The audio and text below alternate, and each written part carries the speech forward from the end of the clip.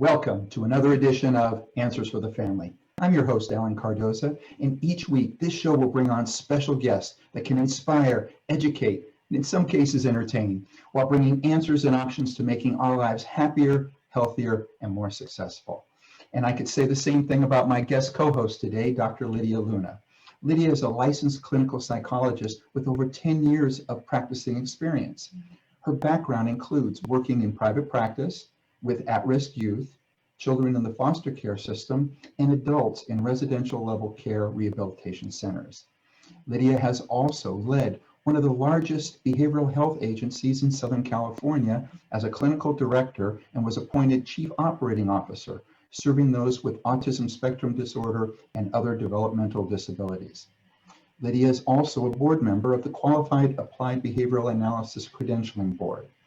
Recently, Lydia created a space for those seeking rest, reflect, heal, and grow by forming Moon Collective Retreats, which offers special getaways that provide both self-care and soul care, making her a great fit for co-hosting today's show. Now, as always, Answers for the Family will address many ways of creating greater health, joy, and love for you and your family, and introduce you to top professionals and talented authors who are working to make this world a better place for all of us. Now, I'd really appreciate it if you could all do me a big favor. Please forward one of our shows to your social media groups and to someone you know who can benefit from today's show. This is one powerful way that we can make a positive difference together. Now, before we get to our guest, Lydia, thank you so much for joining us today, and please tell us more about Moon Collective Retreats and how that came about. Yes, absolutely. Well, first of all, thank you so much for having me, Alan. I'm very happy and excited to be here and be with your guest, Gina. I'm very excited to hear about your wonderful book and your amazing journey. So thank you. And yeah, so Moon Collective Retreats was born out of a calling. I felt called to create a space for people to heal, reconnect, and grow. And so we created a special place that brings forth several different healing modalities in conjunction with a psychological component. Some of our healing modalities include sound healing, breathwork sessions, integration circles, soul discussion groups, body and dance movement. So we really wanted to create a space that would help people reconnect in a dynamic way. And also we created it with the intention of making it accessible to people. So we have them at different locations. So this really helps people that really can't afford to take the time, extra days off of work to travel. So right now we're focusing in Southern California, but we do plan to go to different areas. And we're just really excited to be able to offer this to people, especially right now in this time of need. And when you say you're trying to make it available to everybody, I mean, who do you envision attending these retreats and why? So it's for people that are really searching for more. They're yearning for something more fulfillment, more self-awareness, more purpose, right? So it's those that are seeking something else. And so what we did is we specifically created Reboot Retreat, which is coming up soon. And this one is intended to help those that are ready to rejuvenate, reset, regroup. And it's been such a trying time this year. We thought this was the perfect timing to allow people the space and the opportunity to not only do that, but also reconnect and be a part of a community, especially after all this isolation. Well, yeah, in fact, and I love the name Reboot because I was thinking about it and I thought with everything that's gone on in 2020, I think everybody's ready to reboot. Okay, so. Yes, exactly. So that was the intention. It's like, we need something. I feel like we're, as part of a collective, we're all experiencing a major shift internally and externally. So what better time to reboot, and regroup and figure out what is happening for each one of us, you know, in turn. When is the next event? So our upcoming event is November 13th through the 15th, and it's at La Quinta Resort and Club, and it's a 3-day weekend getaway. It's going to have 9 workshops, and all meals are included. We're going to be able to take care of you guys. We're also going to offer a gift bag and a 30-minute post-retreat session for those that are needing a little bit of TLC after our retreat.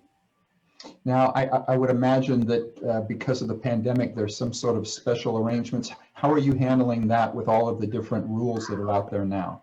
Yes, that's a very good question. So we're being very mindful of the current circumstances. We're ensuring that our groups are kept small. So we're not allowing more than 9 people per group.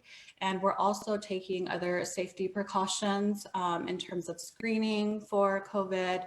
We're also going to do temperature checks at the beginning of each retreat day.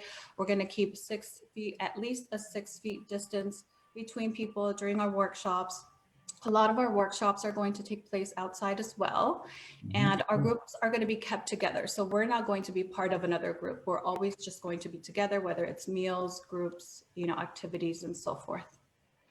Okay, well, how can people either register or get more information on this particular one? So I welcome everybody to go to mooncollectiveretreats.com. There you will find information about our upcoming retreat. You can also find information about other specialized retreats, such as family retreats, couples retreats, etc. So please go to our website. Again, it's mooncollectiveretreats.com, and you can get our contact information there, our phone number, email address. So feel free to just check us out. All right. Well, if anybody out there, if you're driving, don't try to write all this down. We will make sure that all this information is on the Answers for the Family website, and you can access it there as well. And speaking of that, if somebody just wants to follow you and learn more about what you're up to, what's the best way for that? Yes. So we are at Instagram and in Facebook at Moon Collective Retreats at both sites. Perfect.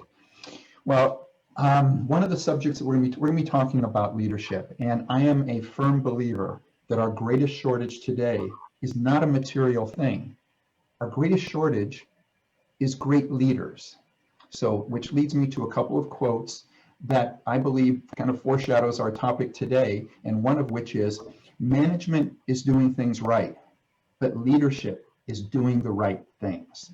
And that's by Peter Drucker, who's an author and educator. And also, and this one I want everybody to think about. We're at a time in which there's a lot of people out there that are following different things, whatever it is that's thrown at them. And so this one I think is really driven home by the fact that it says, you don't have to hold a position in order to be a leader.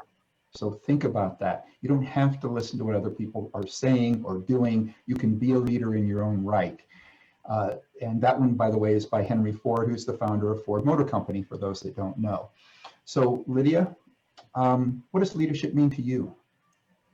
So leadership means to me that you are really uplifting your team. So it's about supporting those that you are leading so that they themselves can become leaders in their own right, and utilizing everybody's strength so that we're mentoring, giving them an opportunity to be the best version of themselves, whether it's in an individual level or as a leadership level.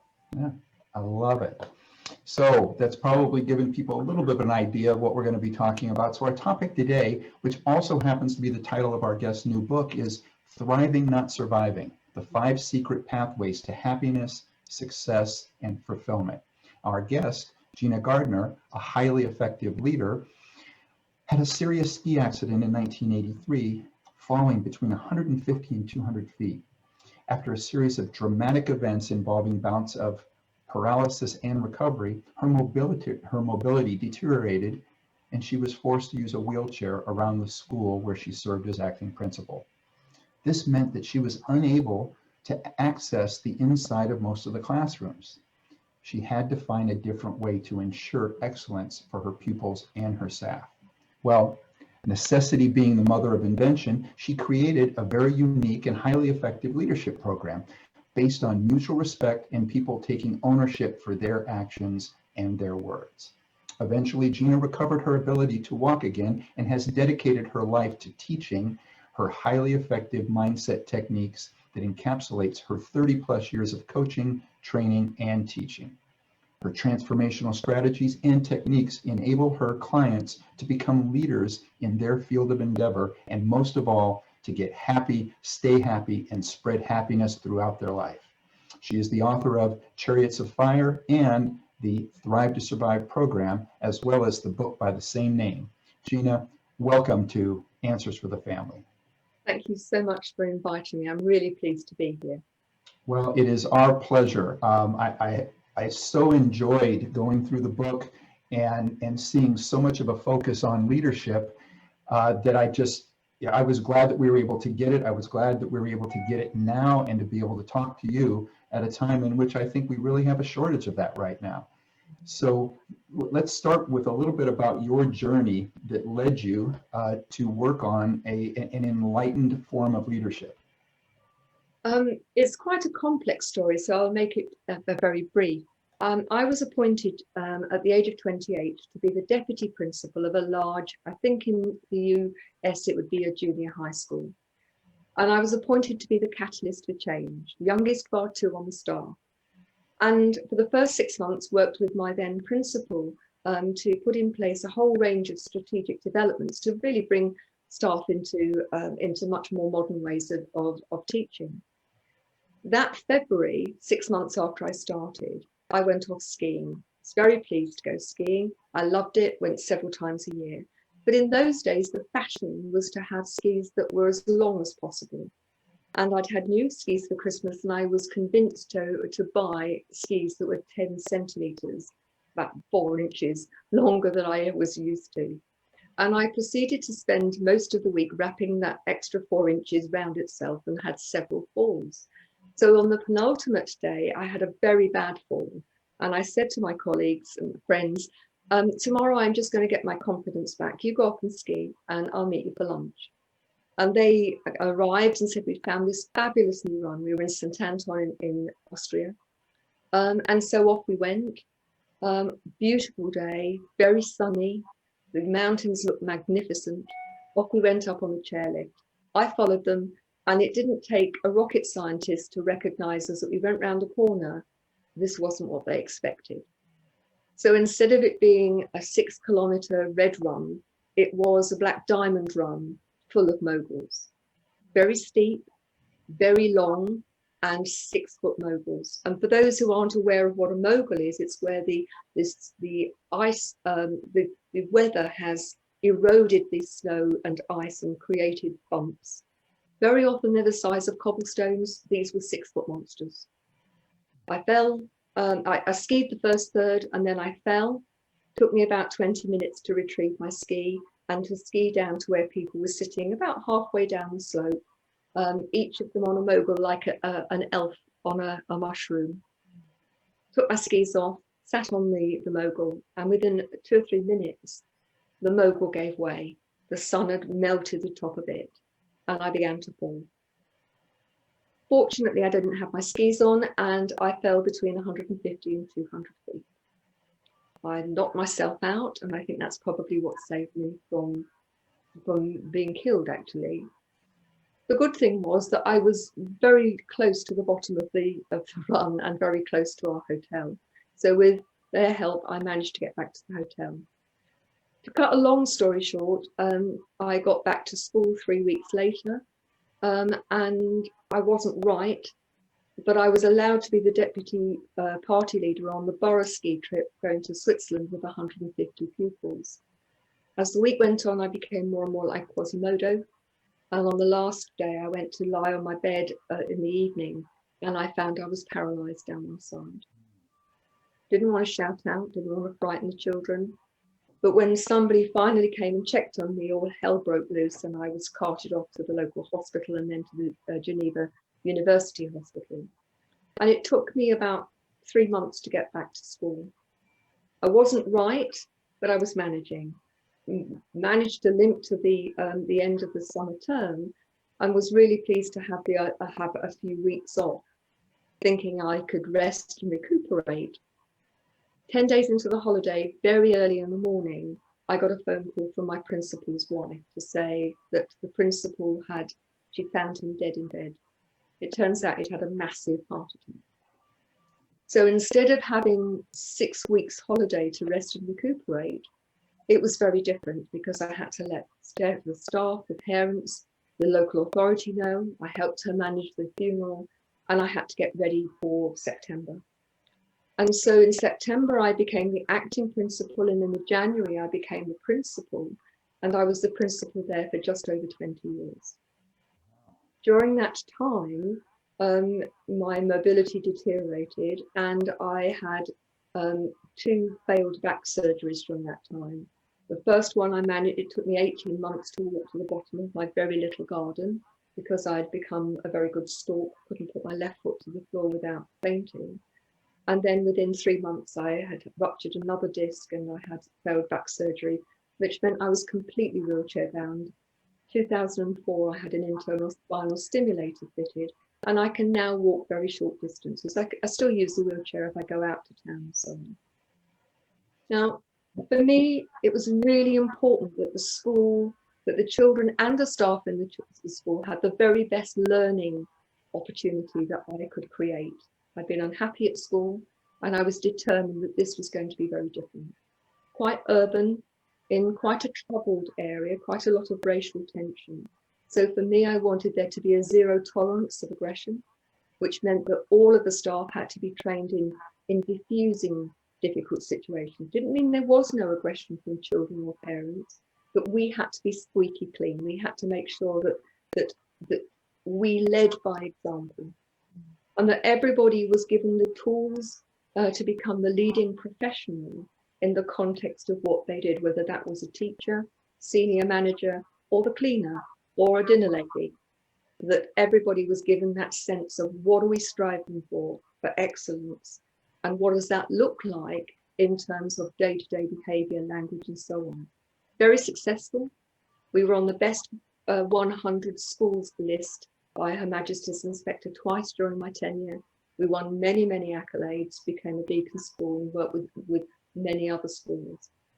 And it's the principles of which I developed in that situation, which I've since used with hundreds of thousands now, I think, of other people, individuals, couples, teams, and whole organizations. Now, in the book, you refer to the 5 pathways. Share with us, just like the first 2 pathways that just sort of give everybody an idea of what was unique about what it was that you were teaching that they didn't already know. So what I discovered is whichever route people came to work with me, we covered the 5 pathways in some way or other. They might come through a different gateway, but we would cover them. So the first pathway, and I think probably the most fundamental, is that about belief.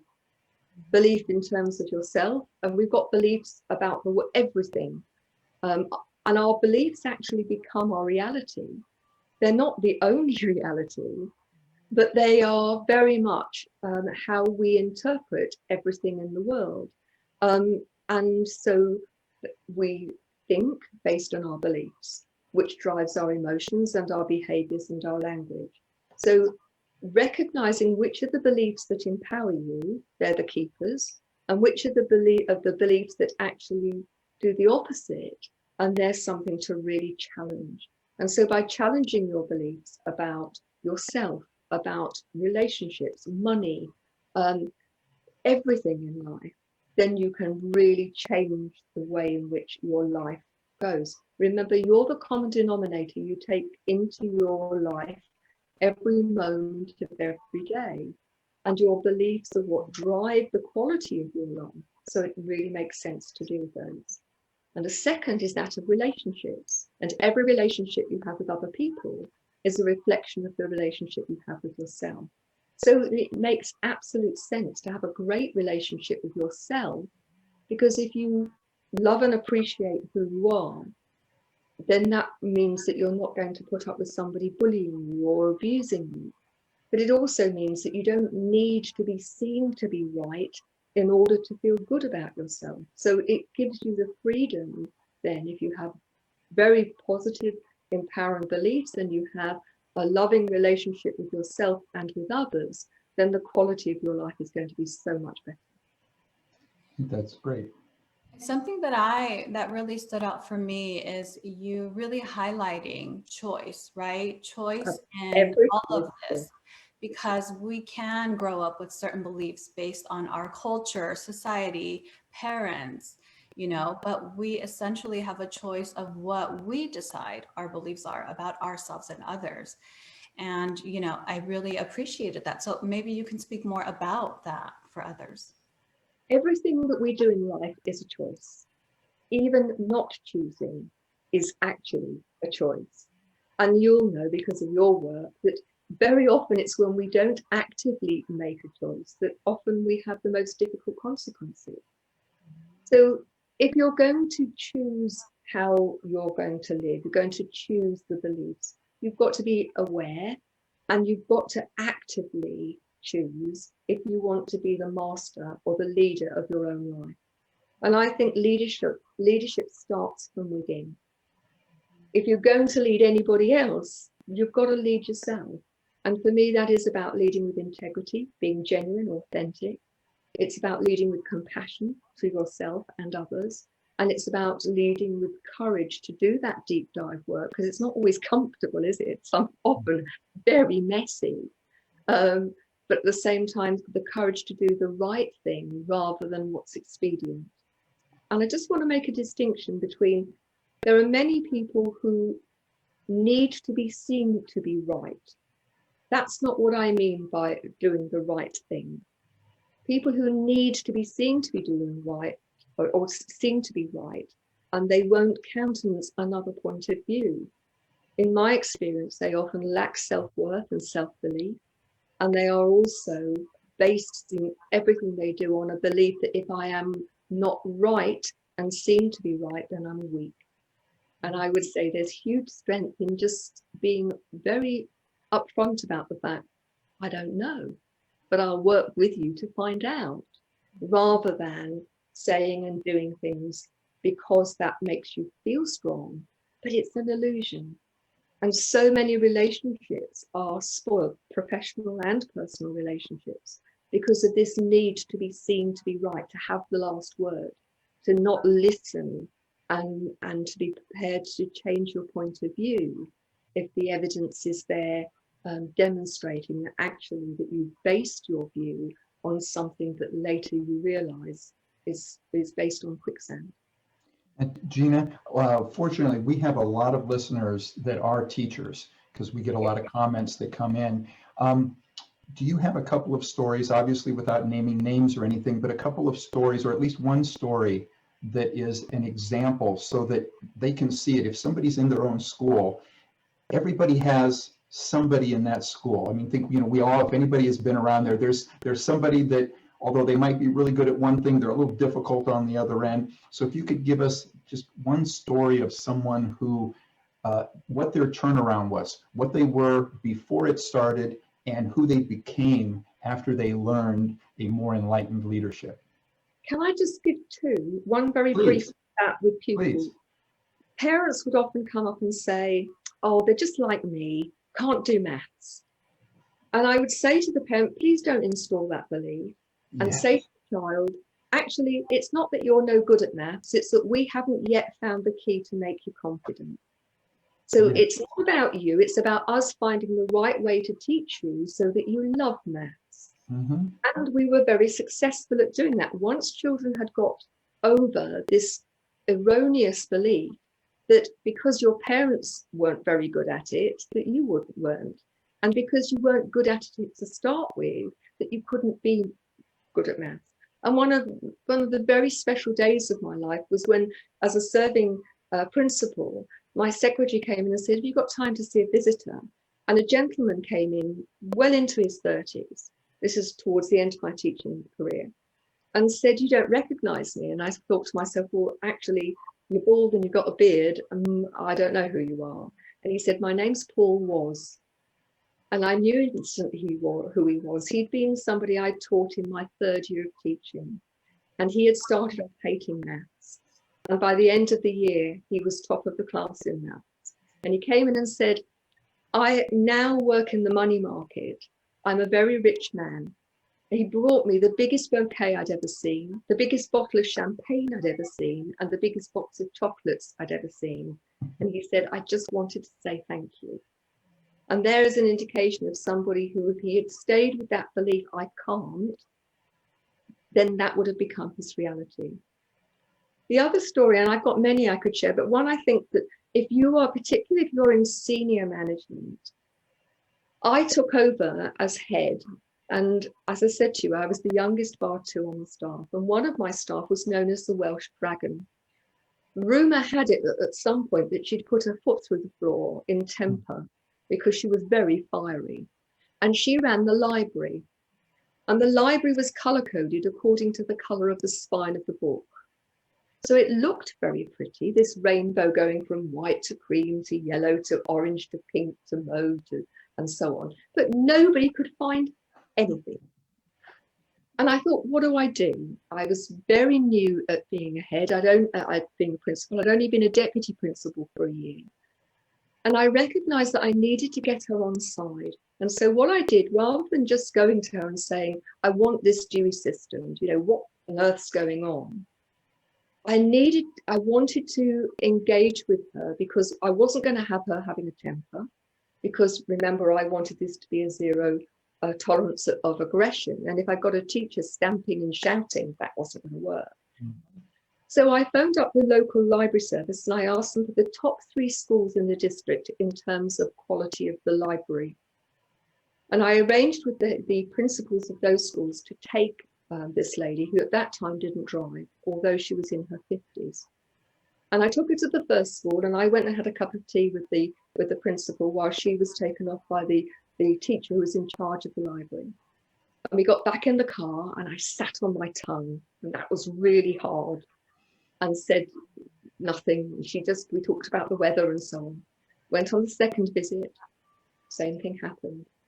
It wasn't until the third visit and I said to her, well, what do you think? And she said, how would you feel if we Dewey systemed the library? And I was absolutely chuffed that she was going to do that. She got an army of parents to come in. In 6 weeks, they changed the library. It was Dewey systemed. It ran like clockwork. She trained her parents to be librarians. She was a changed woman. Her temper disappeared, and she stayed teaching with me 5 years after the normal retirement age. And whatever we did, if I wanted somebody to do a pilot, she was the first to volunteer. Yeah, and the beauty of it was her idea. And the best idea you can give anybody is the one that they think they've had themselves. Exactly. But sometimes you have to be patient, and you have to look for a way that you don't. If I'd gone in bald-headed and demanded that the library was brought into the 20th century, I would have lost her. Mm-hmm. I would have shaken her confidence. She would have, I suspect, felt as if she'd been made to look foolish. Mm-hmm. This way, her confidence was built. She trusted herself, which is the most important thing. Mm-hmm. She had success, and it was done because it all came from her as far as she was concerned. And sometimes it takes a little bit longer, but the results are so much better. Our guest is Gina Gardner, and the book is called Thriving, Not Surviving: The 5 Secret Pathways to Happiness, Success, and Fulfillment. My guest co-host is Dr. Lydia Luna. We're going to take a break. We'll be right back. Stay with us. You're listening to Answers for the Family. Founded over 30 years ago to meet the needs of families in crisis, West Shield has continually focused on resolving issues that negatively impact families and businesses. Our signature therapeutic transportation service helps to ensure that adolescents in crisis are safely transported to specialized schools, programs, and treatment centers with unsurpassed experience and success. We are supported by our full-service licensed investigation agency that has legally, professionally, and compassionately located hundreds of runaways and teens. We are experienced and qualified to help, offering solutions which may include referrals to our international network of top professionals in the fields of educational consulting, psychology, psychiatry, and investigations.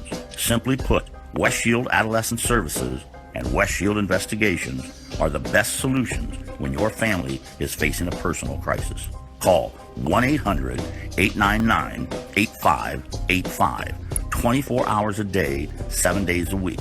That's 1-800-899-8585. Or visit our website at westshield.com. Thank you. And we're back. You're listening to Answers for the Family on LA Talk Radio. My guest co-host is Dr. Lydia Luna. Our guest is Gina Gardner. And Lydia? Yes, something that, that stood out to me and what you just shared is that there was some rapport building. So you spent time with her. It wasn't just coming in and telling her what to do. It was building that relationship and trust. And I think that's one of the main things to focus on as we're working on leadership, right? Because especially when people are rigid or inflexible, let's say, or really set in their ways, it's really just the need for safety and security, that they have processes in place to make them feel safe and secure. And so for somebody to just come in and shift everything without really building that trust, it can really make for an adverse situation. But I love what you're saying, to build that trust. I think it's vital. And I think if I look at the quality of it, let's go into the business leadership rather than school. And although the principles are the same, whether you're talking about your family, your scout group, your church, your business, the country, it doesn't matter. The principles, I believe, are identical. Many businesses focus only on the financial profit. They forget, or they haven't yet realized, that profits are much broader than that. And in a sense, the financial profit are the outcome of you investing time and care and compassion in your workforce. They're your gold. And part of that, I think, is because many business owners are living from a place of fear. And I mean, this was true before the pandemic, but I think it's been made even more so. So there was a huge reliance upon numerical targets without any thought about what the impact that was having on people and their well-being. And I mean, you'll be aware that there's so much research now that shows that if you want people to be creative, to be engaged, to be giving of their best, then those people need to understand what the vision is and have ownership of that. Mm-hmm. They need to have a sense of purpose and feel that what they're doing within the company is valued, I mean, truly valued, that they'll be engaged, they'll be part of the solution. And in doing that, they get better work-life balance, better relationships, better satisfaction. Because if you are one of those business owners that makes the mistake that because we've got targets and we drive those targets hard, that our business is going to succeed, I'm afraid you're going to be mistaken. In the short term, you might succeed, but think of the cost of days off because of stress. Mm-hmm. In the UK, in 2018-19, that year, over £70 billion was lost through days off due to stress. £140 billion was thought to be lost because of presenteeism, where people are physically in work but not firing on all cylinders. Now, that's without taking the personal cost in terms of health and well-being, the family cost in terms of broken relationships and the impact on children are having an absent parent, either because they're always working, they might be in the same room, but they're not actually present, or there's been a divorce and they've gone off, and so those children are now part of a one-parent family. The costs are monumental, and they don't need to be like that. Because if you treat your staff well, and money is part of it, but it's not the whole story. If you really recognize their value, that they feel that they are part of the why, the purpose, and they're engaged in that. If the core values are shared and demonstrated on a daily basis by the behaviors that are demonstrated by all and the language that's demonstrated by everyone, then those people will feel that they have ownership, that you will be building in goodwill. And goodwill's like a bank account. You only know you haven't got it when you're overdrawn. And so many businesses, I think, fail to recognize the treasure that is their people. Because if you're the owner of a small, medium, or even a large sized business, even a corporate, and you think that you're going to succeed in the long term without using the combined enthusiasms, expertise, experience, skills, and creativity of your people, then you're going to be sadly mistaken. And what I've discovered, having worked with many, many organizations, widgets being very different, is that when you start from the premise of taking radical responsibility yourself as the leader, that rather than moaning about your staff not doing what you want to, looking to how is it that you're leading that is contributing to the way in which your staff are behaving, then real magic starts to happen. Gina, we have some guest questions and comments that have come in. And again, I want to thank those that take the time to do that. We really appreciate it. Anytime that you send something in, know that we're very thankful for that. This first one reads, my father suffered a stroke at the age of 50. The paralysis he experienced on his left side of his body was traumatic, but it gradually improved over a 5-year period with the help of rehabilitation and treatments such as acupuncture. So many people would have given up, but he never lost hope.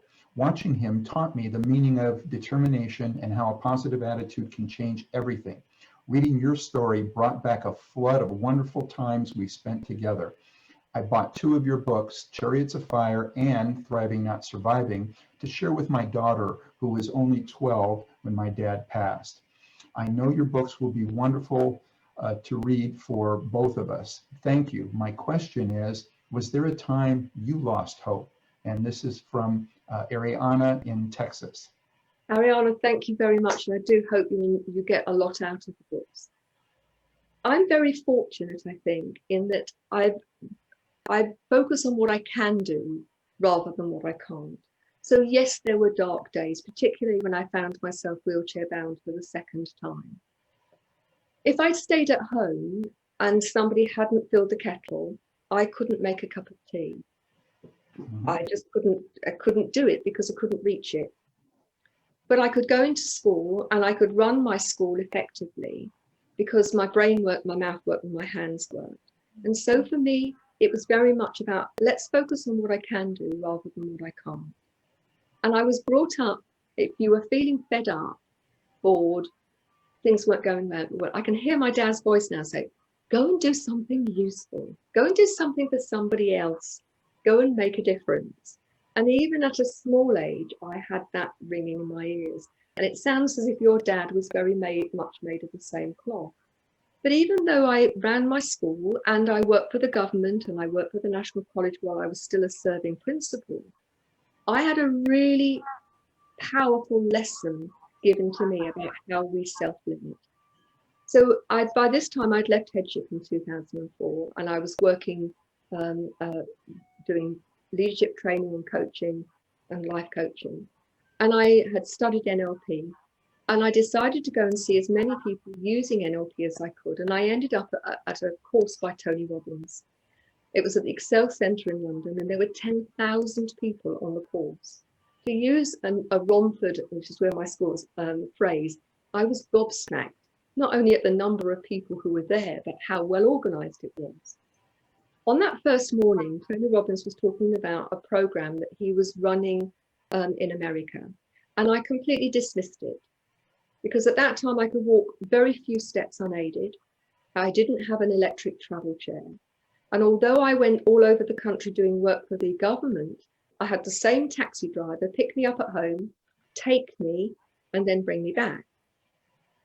Now, in the evening, we did the fire walk. Now, for those of you who are unfamiliar with the fire walk, you walk across hot coals in bare feet without getting burnt, if and only if you're in the right mindset. And I was absolutely determined to do it. Now, bearing in mind, I dismissed the course I wanted to do in California, but I was determined that I would do the fire walk. And with somebody holding my arms both sides, I managed to do the fire walk and I was absolutely chuffed. I was ecstatic that I'd managed it, bearing in mind it was the furthest I'd walked in several years. I sat back in my wheelchair. I looked back and the guy behind me was a double amputee, no legs below the knee. he tipped himself onto his hands and he walked those hot coals on his hands. And in that moment, I thought, if he can do that, how much am I self-limiting? That night I went and booked my flight and I booked my ticket. I went off to California. I did Date with Destiny.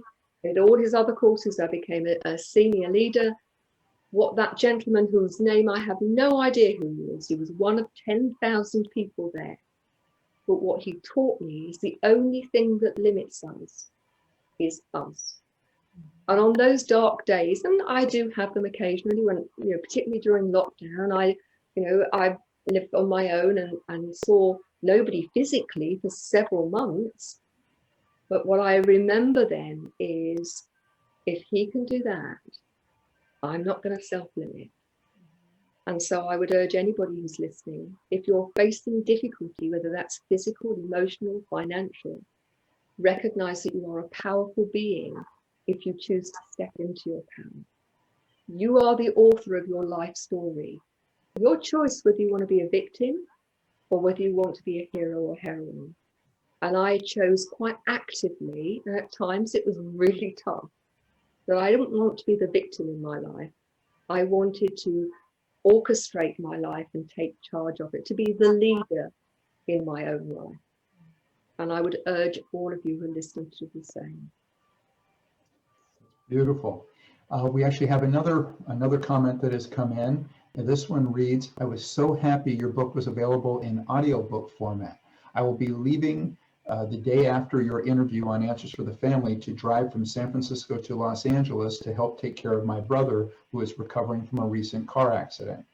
He is a really cool, open-minded man, so I know he will be receptive. With a few broken ribs and a broken leg, he is my captive audience regardless. And that's from Nancy, I would imagine in San Francisco. So that's brilliant. I wish your brother a speedy recovery. What I would say is be playful with it. I think we all take, our life is serious, but I think we lose that awe and wonder that children have when everything's an adventure. And so rather than sort of pitting him down and saying, you've got to listen to this, just go on an adventure together and listen to it and see what resonates for you. You know, I think this is a great moment to maybe highlight a very special message you gave in your book about us being human beings, not human doings. So maybe you can speak more about that. That's my life journey, because I am very much a human doing. I am busy. I can get a lot done. I can create stuff, but I have to consistently remind myself that it's in those quiet, still moments that you can really tune into that inner wisdom for your inner voice and ignore it in your peril. You know, if you've got that sense in your gut that something's not right, listen to it. And if you're a business person and you're saying that's very pink and fluffy, well, Warren Buffett talks about the fact that he didn't listen to his intuition early on in his career, and it cost him $1 billion. There's nothing pink and fluffy about $1 billion. Richard Branson, another very successful person, uses his intuition to decide, have I got the right data? Have I got enough data? Do I need to speak to somebody else? Is now the time to make a decision on that? But everyone has an inner voice. They have that conduit, if you like, to universal consciousness. But there's so much white noise. You have to be still. Now, that stillness does not mean you necessarily have to sit and cogitate your navel, you know, cross-legged on the top of a mountain. For some people, it would be to go for a walk in nature or to go under the shower. For other people, it's to set the question before you go to sleep and allow it to percolate during sleep. The important thing is find out what's right for you. So for me, my shower, I love my shower. It's one of my gratitudes. I collect gratitudes, and that's another great thing to do during the day. I collect gratitudes in that hot shower that gets me moving in the morning, because getting up in the morning is a bit like resurrection for me. It takes me a while to actually feel as if I've become alive. But going out in nature, being in my garden, getting my hands dirty, laughter, all of those things, I think, are hugely powerful conduits to hearing that inner wisdom. Now, you mentioned being quarantined or being in lockdown for a while. There's another message that has come in again from a listener, and this one reads, I feel like since this pandemic has started, I have been just focusing on surviving, and I don't think I'm alone. What do you think we can do to get out of surviving mode and into thriving mode? And that's from Stephen in Los Angeles. Hi, Stephen. I think everybody going through the pandemic has had to really face themselves, because many of us have spent much more time on our own. And I think there's a number of things. The first thing I think is to collect gratitudes, to be grateful for those things that you have available to you: a roof over your head, enough food to eat, good plumbing, the sunshine. And it sounds a bit twee, it's not quite the same as counting your blessings. But when you are being grateful, you have to be in the moment. And I think that when life is tough, that what we do is we spend a lot of time worrying about what's happened and being anxious about the future, which may never happen. The only thing any of us have got is this moment in time. And when you spend that moment in gratitude, life expands. I think the second is, I've already said earlier, work on what you can do rather than regretting all of those things that you can't at the moment. And recognize that actually there is much more available to you than perhaps you recognize when you first start. Many people I've spoken to have always wanted to write a book, for example, collect their memories, or to collect the memories of the older generation. And that's an ideal time to talk to them, to take an interest in them, and to record what they say, so that you don't have any regrets when they pass, that you didn't find out about their childhood or about what made them them. Even if you're in a flat, then you can grow something on the windowsill. And having something growing, I think, does us all good. But ultimately, set yourself some challenges, whether that is to read something different, to listen to a different genres of music, to learn how to cook, to learn to do something new, and to do some of those things that you regret that you haven't done. But also take the time to look at what's really important in your life, because often it's only when we find we haven't got it that we start to really value it. And I know many people who've looked at lockdown as a time to declutter, not just their wardrobes, but their mind, their work list, to choose to value this. And for me, it's a mindset.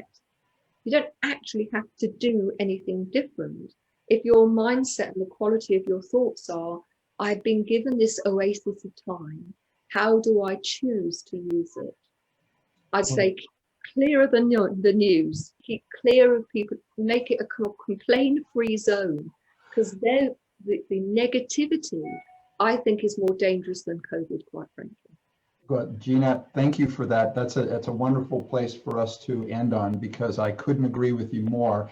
And when you were talking about making a choice of taking your time, thank you for taking your time here with us. I really want to acknowledge the fact that you have truly made a positive difference in the lives of many people. And by choosing leadership, you're actually doing it generationally. So because by making a difference with leaders, this is something that's going to carry on and carry on. And again, I just really want to thank you and acknowledge you for doing that. Thank you. My absolute pleasure.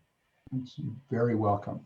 Now, for everybody out there, please tune in next Monday, and we're going to be joined by international best-selling author Blake D. Bauer, and he has been with us before. We're going to have a conversation focused on men's emotional health and healing. We're going to discuss healthy communication practices and the relationship between vulnerability and strength, and the importance of understanding one's purpose, how to take care of the people and the things that matter most, and overcoming the limitations of our fathers and our grandfathers.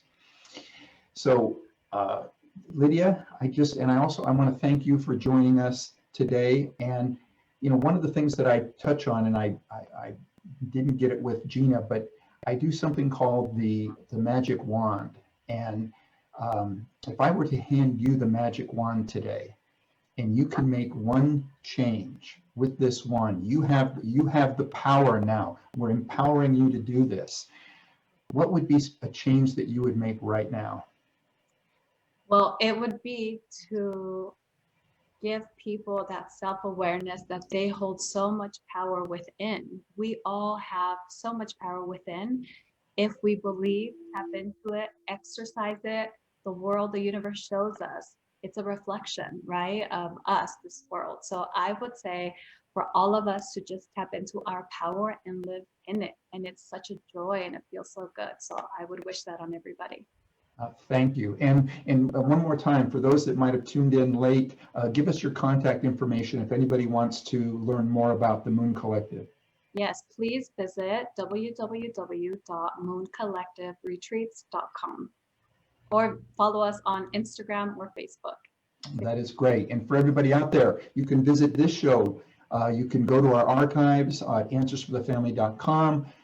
We have many shows out there. You can now listen to us through iTunes, iHeartRadio, Stitcher, YouTube, Spreaker, and SoundCloud. And if you like what you hear, please leave a review. Let us know what you think. That's the only way we're going to be able to get better. So for everybody out there, be good human beings and be with us again next week on Answers for the Family.